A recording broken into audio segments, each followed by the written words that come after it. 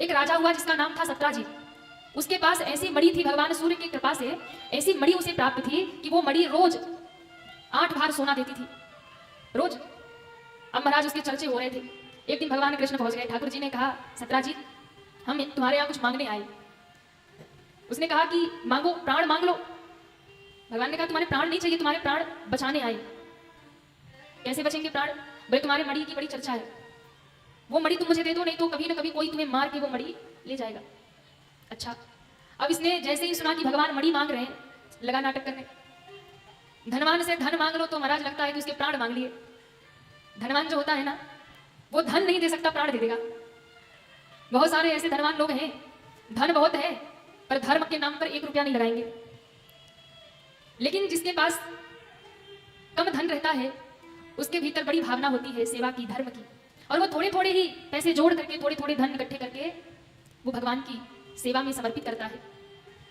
हमारे काशी धाम में जो आश्रम का निर्माण हो रहा था, मंदिर हनुमान जी का जब बन रहा था, और अभी भी बहुत सारे भक्त सेवा करते हैं। बहुत से तो ऐसे भक्त हैं जो नाम भी नहीं बताते हैं और सेवा देकर चले जाते हैं महाराज। उसमें बहुत से धनवानों ने भी अपना धन दिया, मैं ये नहीं कहती, लेकिन बहुत जगह जब कथाओं में हम लोग गए ना, कुछ ऐसे ऐसे भक्तों ने अपना धन 1-1 रुपया जोड़ करके दिया, जिनके देने की कोई औकात नहीं थी, पर उन्होंने इतना धन दिया कि हम लोगों की आंखों में आंसू आ गए कि भाई देखो, ये होती है सच्ची भक्ति कि जितना भी ठाकुर जी ने दिया है, इसने 1-1 रुपया इकट्ठा करके भगवान को समर्पित किया। कई तो ऐसे छोटे छोटे बच्चे थे जिन्होंने अपनी पॉकेट मनी इकट्ठी कर करके फिर लाकर दे दिया, महाराज जी ये आप ले जाओ और मंदिर में लगा देना, उस 1-1 रुपए को इकट्ठे करके। कितने ऐसे गरीब लोग थे जिनकी कोई सामर्थ्य नहीं थी, और पता है उनका दिया हुआ 1-1 रुपया हमने ठाकुर जी के चरणों में रखा और कहा, प्रभु जिन्होंने अपने जीवन के इतने कष्ट सहते हुए भी आपके लिए सोचा है, आप भी उनके लिए जरूर सोचिएगा, आप भी उनके लिए और भगवान सोचते भी है महाराज। हाँ, भगवान तो देखते हैं ना कौन मेरे लिए कितना कर रहा है, वो देखते हैं। इसलिए यदि भगवान ने सामर्थ्य दिया है तो खूब हमें सेवा करना चाहिए, खूब धर्म का कार्य करना चाहिए, उस धन को खूब अच्छे जगह लगाना चाहिए। लेकिन जो खाली बैंक में इकट्ठा कर करके रखे हैं ना, फिर अगले जन्म में खाली हो जाएंगे, वो सारा बैंक बैलेंस खाली हो जाएगा, क्योंकि साथ में नहीं जाने वाला। कई लोगों की आदत होती है, पैसा बहुत होगा पर जब मिलेंगे रोते ही मिलेंगे, बड़ी परेशानी है। हाँ, कुछ है नहीं, क्या बताएं, इस समय बड़ी समस्या चल रही है। ठाकुर जी ने बहुत दिया है, भगवान नहीं जानते, तुम भगवान के सामने रोए जा रहे हो, कुछ नहीं कुछ नहीं कुछ नहीं दिया। भगवान जानते कि मैंने क्या दिया है, और तुम कितना दे रहे हो भगवान ये भी जानते हैं। इसलिए भगवान के लिए समर्पित करना ही चाहिए। थोड़ा सामर्थ्य है तो थोड़ा ही समर्पित करिए, पर करते रहिए। भगवान को यदि आप समर्पित करते रहेंगे तो भगवान कभी रखते नहीं है, वो बढ़ाकर ही वापस करते हैं। इस जन्म में नहीं दिया तो अगले जन्म में जरूर मिलेगा, वो पूंजी बेकार नहीं होगी, वो बेकार नहीं जाएगी। एक व्यक्ति के पास बहुत धन था, रोज मंदिर में जाके कहता था, प्रभु आपको क्या चढ़ाऊं, नहीं विद्या नहीं बाहुबल नहीं खर्चन को दाम। बैंक में भरा पड़ा था रुपया, और महाराज रोज मंदिर पहुंच जाता रोते रोते ठाकुर जी के सामने, भगवान के सामने, नहीं विद्या नहीं बाहुबल नहीं खर्चन को दाम। हे प्रभु आपको क्या चढ़ाऊं, ना विद्या है ना बाहुबल है ना धन है। रोज पंडित जी सुनते थे, पंडित जी को लगा इतना बड़ा सेठ है और रोज कहता नहीं विद्या नहीं बाहुबल नहीं खर्चन को दाम। पंडित जी को सुनते सुनते आदि हो गई। तो एक दिन पंडित जी को लगा कि इनको जवाब तो देना होगा, भगवान नहीं बोलते तो ये रोज सुना के जाता है। जैसे ही उस दिन सेठ जी आए, बोले नहीं विद्या नहीं बाहुबल नहीं खर्चन को दाम। पंडित जी ने कहा रुक जाओ, 2 करोड़ है बैंक में सो नहीं जानत राम। बताओ, राम जी नहीं जानते तुम्हारे बैंक में कितने करोड़ पड़े, कितने लाख धरे हो नहीं जानते। तो ऐसी गति होती है कईयों की महाराज। भगवान कितना भी दे दे वो रोते ही रहते हैं। धनवान से यदि धन मांग लो तो उसके प्राण चले जाएंगे, धन नहीं देगा। भगवान ने कहा मणि दे दो, भाई प्राण दे दूंगा, मणि नहीं दूंगा प्रभु। भगवान ने कहा तेरी मर्जी, उठकर चले गए। और कहते जब भगवान उठकर चले गए तो घटना घट गई। उसका भाई प्रसेन मणि गले में बांध कर गया शिकार खेलने। रात के समय एक सिंह ने उसे मार दिया और मणि लेकर चला गया। सिंह को एक रीछ ने मार दिया, भालू ने मार दिया और वो मणि लेकर चला गया। अब इधर भाई लौटकर नहीं आया। सत्राजित ने जब पता लगवाया तो उसका मृत शरीर मिला।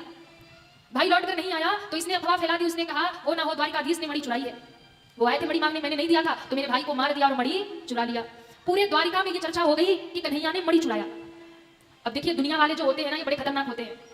दुनिया वालों का कोई भरोसा नहीं कि कब माला पहना के आपकी जय बोलेंगे और वही माला पहनाने वाले कब गाली सुनाने लग जाएंगे।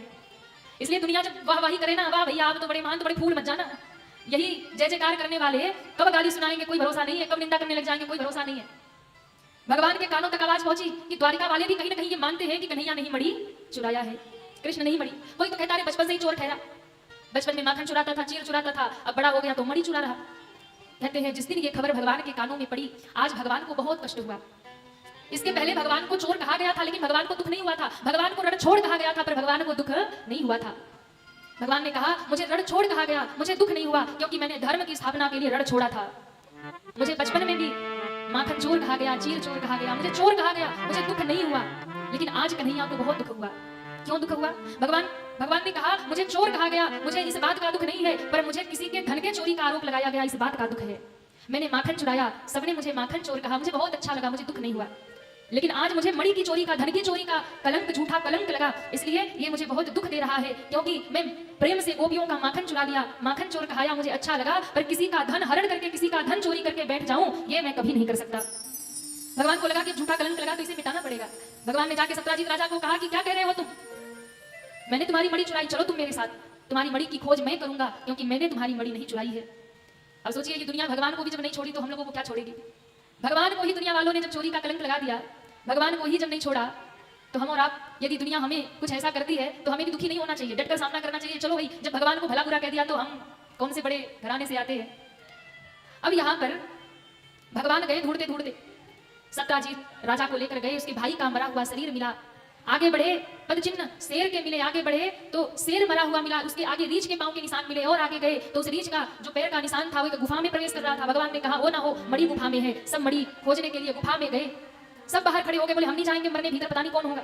भगवान ने प्रवेश किया और वहीं पर भेंट हुई श्री जामवंत जी महाराज से।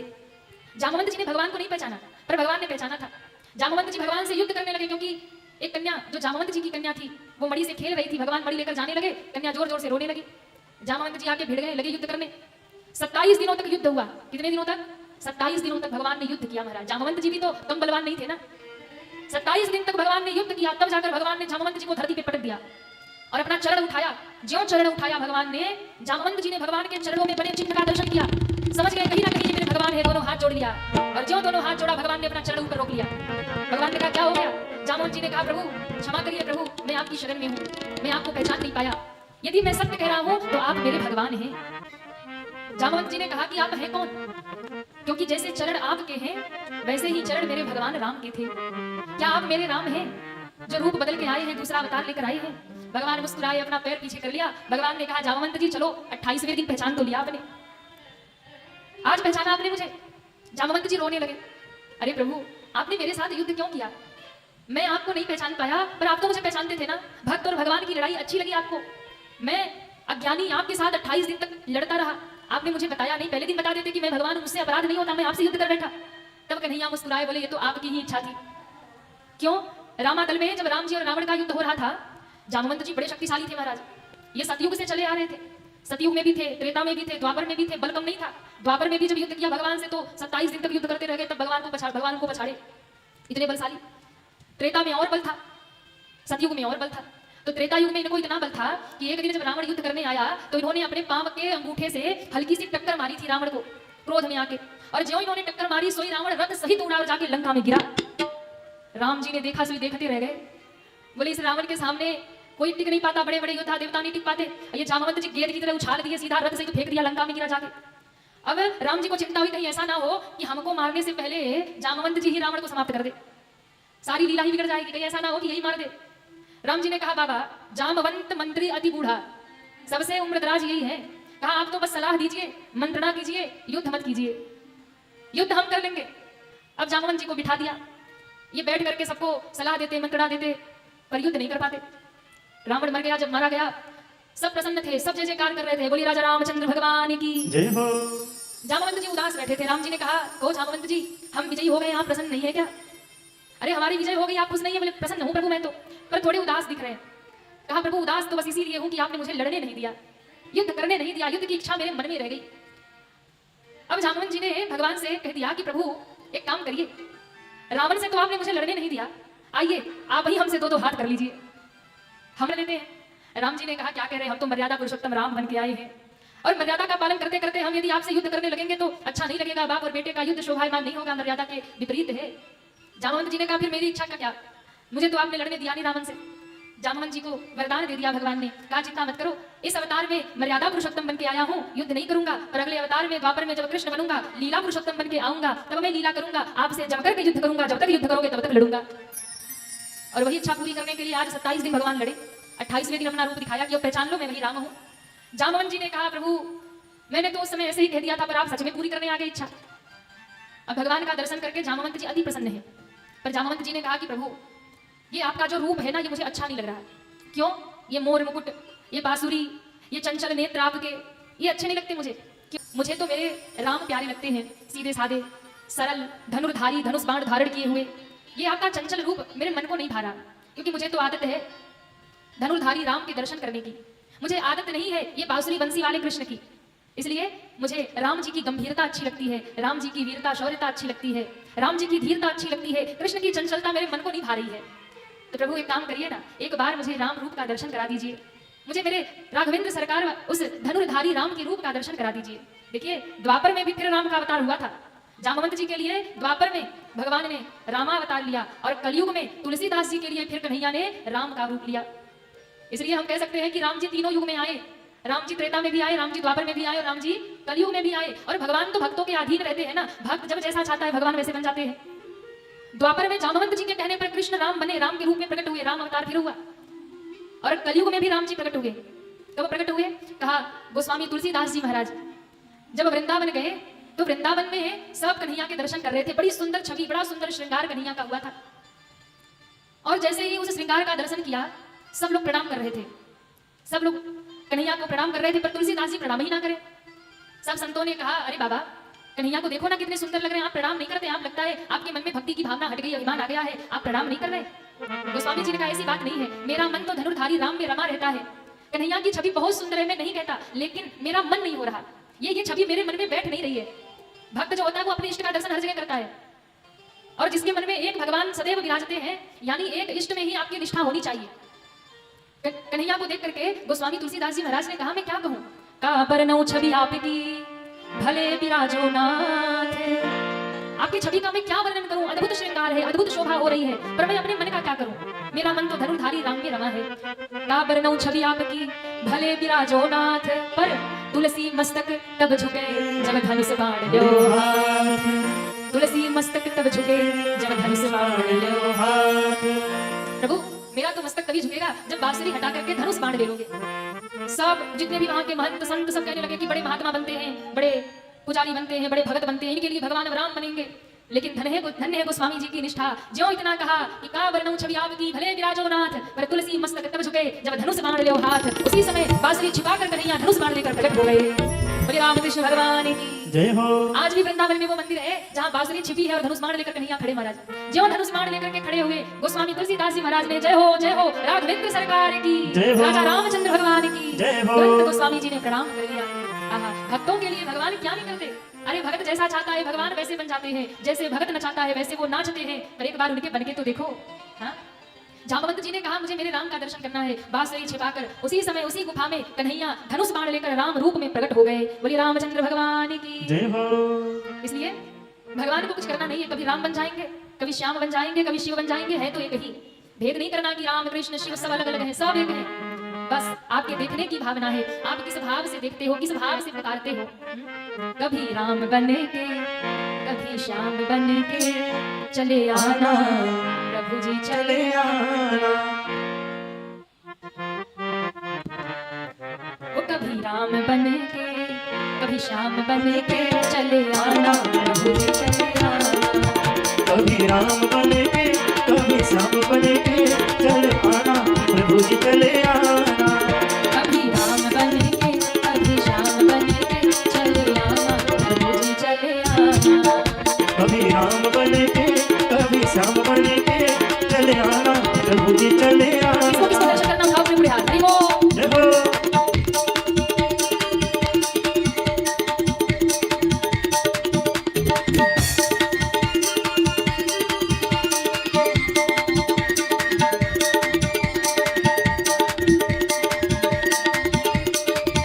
श्री राधे।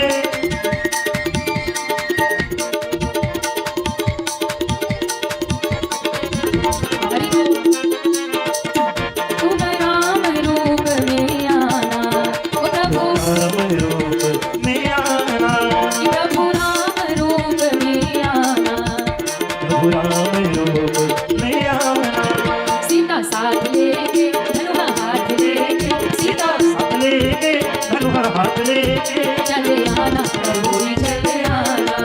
चले आना प्रभु जी चले आना। कभी राम बने के कभी श्याम बने के चले आना प्रभु जी चले आना।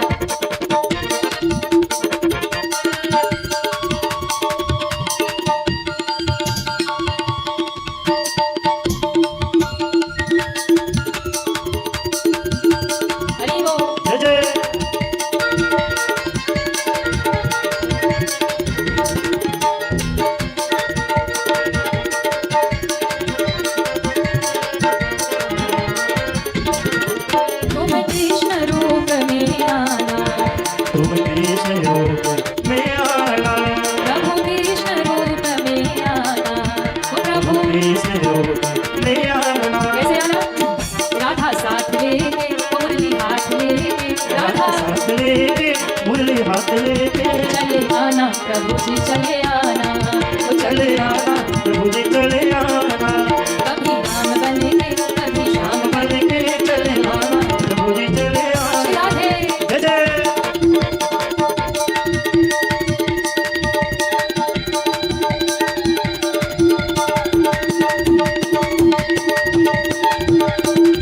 हरि बोल।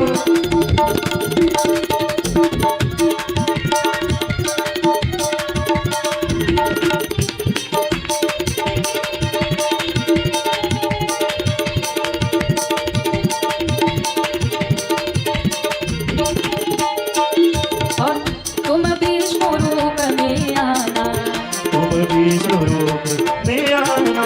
ओ प्रभु विष्णु रूप में आना, प्रभु विष्णु रूप में आना। लक्ष्मी साथ लेके चक्र हाथ लेके, लक्ष्मी साथ लेके चक्र हाथ लेके चले आना प्रभु जी चले आना, ओ चले आना प्रभु जी चले आना। कभी राम बन के कभी श्याम बन के चले आना प्रभु जी चले आना। चले आना प्रभु जी चले आना। हरि बोल। जय हो।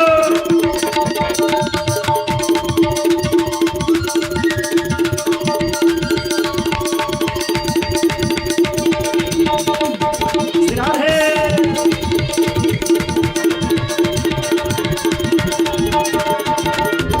और अब राम रूप में कन्हैया रूप में और विष्णु रूप में भगवान आ गए। अब कौन सा रूप बचा है? कौन सा रूप बचा है?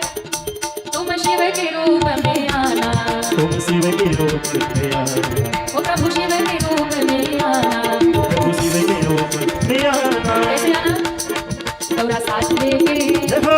अपने हाथ में सही बेटा, गौरा साथ लेके डमरू हाथ लेके, गौरा साथ लेके डमरू हाथ लेके गौरा साथ लेके डमरू हाथ लेके, साथ लेके डमरू हाथ लेके चले आना प्रभु जी चले आना। ओ चले आना प्रभु जी चले आना। कभी राम बनेंगे कभी श्याम बनेंगे, चले आना प्रभु जी चले आना। ओ चले आना प्रभु जी चले आना।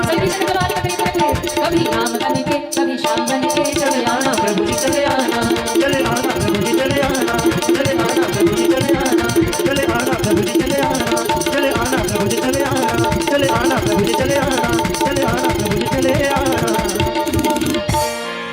कभी राम बनेंगे, ऐसे बुलाएंगे भगवान को। हाँ।